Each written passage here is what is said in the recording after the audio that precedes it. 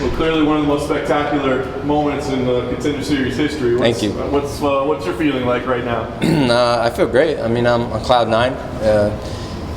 I mean, when I looked at Dana and I gave him, the signature sign, and he looked back at me and he was like, "Yeah," and I was like, "Oh shit!" Like, I don't even have to really think about whether I'm getting in or not. He just basically told me, "Yeah, you're in." So, that's kind of like where the emotion came out of. Like, I was trying not to cry. I was telling them in the back, I was like, my girlfriend was like, "You're gonna cry when you win. I already know." And I'm like, "No, I'm not." And of course, I did. So. What about when he said you're mean looking? Look like I'm not a mean person. Like only in the cage. People tend to say like, "You look mean. Like you're a different person." I'm like, I mean, maybe. I guess maybe in the cage I have to, but that's about as mean as it gets for me. Talking about the fight, I mean, obviously you were in there against a really skilled guy, and both of you were having some success. I mean, how did you feel the fight was playing out versus your plan? Man, Steven's tough. I mean, to be honest, it's hard to tell how the fight's going while you're in there, but I guess it could have gone either way. I thought I was landing maybe the harder shots, but he was obviously, controlling the outdown. He was walking forward a little more, which, my entire game plan was to not let him walk forward, which is kind of hard to do with a guy that's his game. That's what he does, but that kind of maybe was his downfall at the end. I knew it was last 30 seconds. It was kind of a close fight. Let me throw a flying knee, because he's coming forward so hard, and I knew like every time, like there's a few times that you saw we clashed, like we would be underneath each other, so I was like, all right, flying knee, boom, it hit. And I was surprised actually when I hit it, because I hit him in either the first or the second round with a flying knee, and he caught my leg.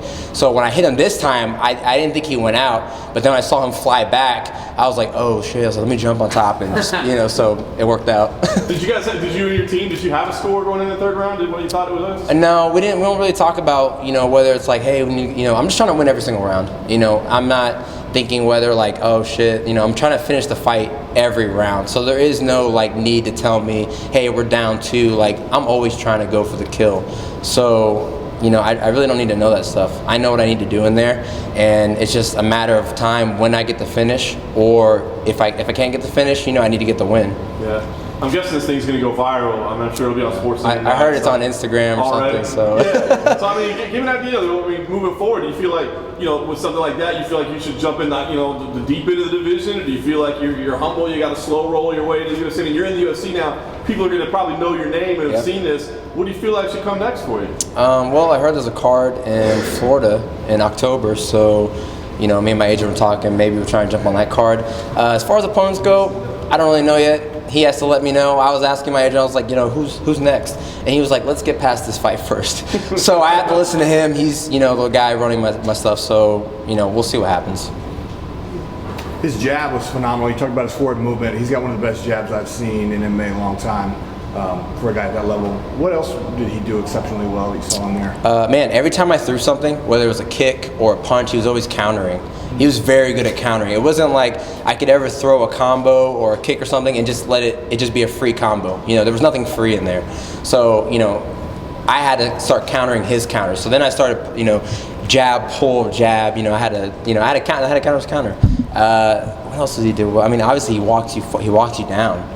He's good at walking you down. He had me in some good spots. He hit me a few times, as you saw. But I ate him. I got back up, and I kept playing my game plan. I started working the body a lot more in the third round. Yeah, he blocked really well too. He blocked a lot of the kicks, a lot of the big shots he threw. But I felt like even though he's blocking those 4-ounce gloves, you can't really block it entirely. I felt a lot of it was impacting pretty well. Did you? Yeah, no. That's why I didn't mind. Anytime I threw a kick hard, and he just looked at me like like it didn't do anything. I don't really play into that, because even if you hit me with something, I would never let you know if it hurt. So I just continue throwing it. And even if it's not really hurting you, it's tearing up your forearms. So that's why I don't mind throwing kicks. I'll throw kicks and you can block them all day, but you're wearing your arms down slowly. So, I didn't mind throwing. I'll throw kicks all day. It doesn't bother me. Aalon, at 6 foot, at the division you're fighting at, you're young. It doesn't appear to be a problem, but is featherweight your home in the long future, or is it a tough cut, or do you see yourself going up eventually? I wouldn't say it's really a tough cut. I've never missed weight, out of any of my fights. I've fought at 45 since an amateur all the way up to a pro. But, obviously as time goes on, I'm 29, so I'm sure my body, I'm naturally getting bigger, and I might have to go up to 55 eventually. But if I did make that change, I'd probably put on a little more muscle, get a little bigger. But for now, I make 45 pretty easily.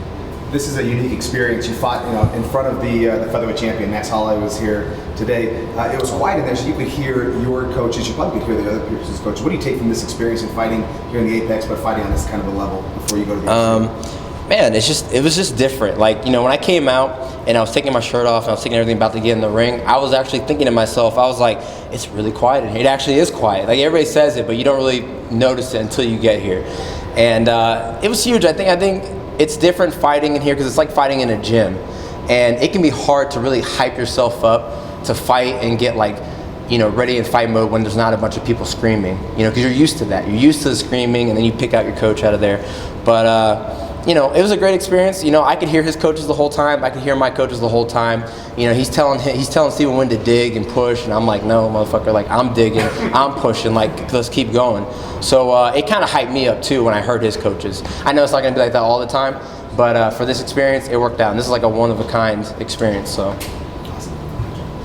Aalon, can you talk about basically, if there wasn't something that you were able to show today?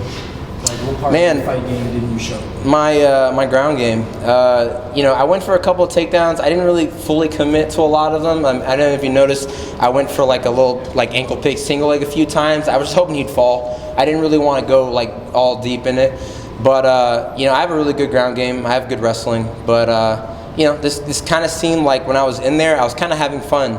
Having a stand-up battle with him. Steven was a warrior, and it just seemed like the type of fight that we just needed to have standing. Like, it just needed to be a battle of warriors, and I had a blast, and he was a great dance partner.